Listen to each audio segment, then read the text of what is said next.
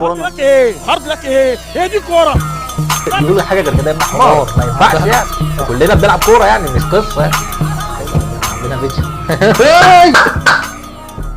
جمال لعيب كوره بيعمل خطورته او مشكلته بالنسبه لي كمشجع لريال مدريد يعني ان هو بيعمل اصعب حاجه في الدنيا باسهل طريقه ممكنه. يعني هو بيعمل الحاجه فعلا اللي لو لعيب تاني غيره عملها تتصور كده كلقطه سلو موشن، واللعيب ده بيعزم وبيحضر وعينه بتضيق وبيبص على هدفه وبيفكر وبيعدل وش كل اللقطه دي لامين يامال بيعملها زي اتفه وابسط تدريب بيتعمل في برشلونه.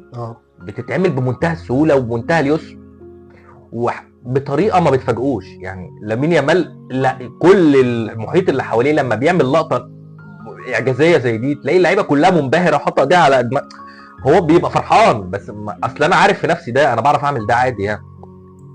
فاحنا بنتكلم هنا عن لعيب انا بشوفه بصراحه، يعني مش عايز اقول مشروع ميسي برضو، انا مش عايز ادخله في السكه دي. لا ما تدخلهوش. بس لامين يامال لعيب رؤيته للملعب، رؤيته لكل زمايله اللي حواليه اوسع بكتير جدا من انه انا اشوفه دايما محطوط في مكان الوينج. انا طبعا لو اتكلمت كلام زي كده في عز تألقه دلوقتي هو ده هيبقى عبط، بس انا بشوف انه لامين يامال ده عاجلا او اجلا هيسيب مركز الجناح ده ويخش المركز رقم 10، يخش في قلب الملعب، لانه هو مش على قد وينج رجله حلوه، مش على قد انسايد وينجر اللي هو هكسر وهشوط ار2. لامين يامال بيعرف يعمل كل حاجه في الكوره. ما عندوش مشكله في اي حاجه يعملها. صح. جميل في لامين يامال برضو ان هو عنده القدره ان هو يعمل كل حاجه، وعنده الوعي والالتزام اللي يخليه يبقى عارف هعرف اعمل ايه امتى. يعني لامين يامال ما بتجليش منه في لقطه غير قليل قوي. عارف امتى يبص، عارف امتى هيرقص، عارف إيه. طب انا ليه برقص؟ عارف لما انا رقصته وفضيت واحد زميلي هبصيها له. عارف اللحظه المناسبه دايما لكسر خط التسلل، عارف اللحظه المناسبه دايما انه لو انا داخل على 6 مدافعين وعارف ووقت هنا هرقص انا هرقص. عارف ان انا لو 1 على 1 ووقت هنا ان انا باصي انا مستني زميلي انا بفضله عشان اباصيله. الواد رغم مهارته الفرديه يعني المرعبه، هو عنده دماغه فيها كوره اكاديميات اللي هي الرخمه اللي هي اللي مش حلوه قوي، بس الكوره اللي دايما كفريق هتبقى مفيده.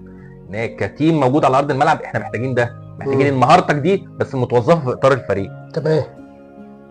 فانت بتشوف انه لامين يامال ده من سن 17 سنه، سيبك من مهارته، سيبك من الكلام ده كله، بس ده وعي تكتيكي اللعيب لا اكبر بكتير من 17 سنه. دي حاجات كانت بتوجد عند اللعيبه دايما بالخبرات بالتجربه والتعلم. غلطت هنا هتعلم، غلطت هنا هتعلم، وقعت هنا هقوم، عملت حاجه حلوه هنا لا هكمل عليها.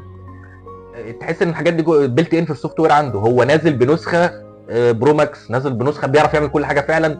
في حاجات حتى هو ما اختبرهاش، يعني في حاجات مش كانش لازم امتحن فيها ووقع فيها، لا ده انا عارفها عشان انا بعرف اعملها. النقطه دي برضو يعني انت عندك دايما في الكوره تمام او في اي حاجه، بس خلينا يعني في الكوره عندك بيبقى فيه موهبه وبيبقى فيه مثلا كتاب اللي هو بيقول لك ازاي انت هتعمل الترقيصه ديت، هتموه برجلك اليمين وتقوم خاطف مثلا برجلك الشمال. ففي واحد هيتعلم كده وواحد هيتعلم كده. اثبات ان يمين يامال ده موهبه خالصه. يعني ايه؟ يعني ده هيعمل الترقيصه وبعد ما يعمل الترقيصه انت هتقوم داخل بقى في الكتاب ده عمل كذا، فانا هقوم كاتب الترقيصه دي بتتعمل ازاي. انت لو سالت يمين يامال انت عملت الترقيصه دي ازاي هيستغربك وانت بتقول ايه؟ يعني ايه يعني عملت الترقيصه؟ ما هي بتتعمل ايه. هو مع يعني ايه، هو ما فكرش كتير. انت نفسك تقلد الحركه دي بس هيقول لك انا ما اعرفش عملتها ازاي، انا عملتها. يعني هو ما عندوش حته ان انا ايه اتعلمت كذا وكذا وواحد اتنين تلاته عشان اعمل. هي دي موهبه ربنا اداها له. تمام. والموهبه ديت لدرجه ان هي اسطوريه. الناس دلوقتي بدات تفكر تقول لك ايه ده متسنن، ده مش 17 سنه. ايوه صح. ده متسنن وده مثلا حاجه و20 سنه. لكن افرض يا عم ان هو متسنن، يعني هو مش متسنن اكيد يعني، بس افرض يا جدع ان هو متسنن برضه. حتى لو واحد عنده 25 سنه وبيعمل الحاجات اللي بيعملها زي ما انت كنت لسه قايل، اللي هو ايه اكنه بيعمل سندوتش جبنه، بيفتح بس الرغيف ويحط الجبنه بمنتهى السهوله. انا بقى برقص وبشوط وبلف الكوره في الزاويه البعيده وبعمل الحاجات اللي ما تجيش في خيال كل الناس اللي حواليا اللي بيتفرجوا بمنتهى الاريحيه والسهوله. اي لعيب يخلي الكوره دي بالنسبه لك وانت بتتفرج تلاقيها سهله، فدي موهبه وده يحترم حتى لو كان عنده 30 سنه. يعني دي حاجه ما بتتكررش كتير. انت بتبدا بقى تشوف اصلا التاثير ده في الملعب. لعبه برشلونه الاساسيه، تجميع اللعب عند لامين يامال ونشوف احنا هنعمل ايه. لانه كان ممكن يعني احيانا بتحصل التجميع بتتم الناحيه الثانيه عند رافينيا او في الجنب الثاني، بس رافينيا مهما كان لعيب كوره لا محدود، لعيب كوره كويس بس مؤدي، يعني يا دوب على قد الوظيفه اللي انت مكلفه عشان بيها. انت شايف الناحيه الثانيه يعني، او عشان شفت لا، مهارات لو تانية. انا مدرب لبرشلونه انا عندي رفاهيه ان انا لا لازم اجمع لعبه طبعا عند لامين يامال. ليه؟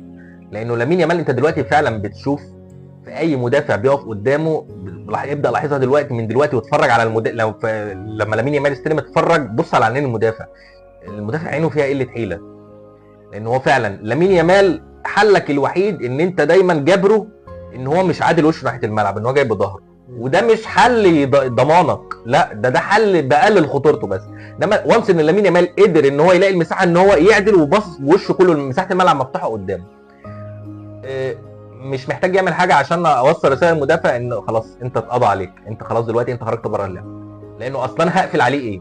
ايوه صح. هقفل عليه ان هو يباصي، طب ما هو هيرقصني، هقفل عليه ان هو يرقصني، طب ما هو هيباصي، اجي انده واحد زميلي نقف احنا الاثنين لو عايز يرقصنا هيرقصني، هيحرقني.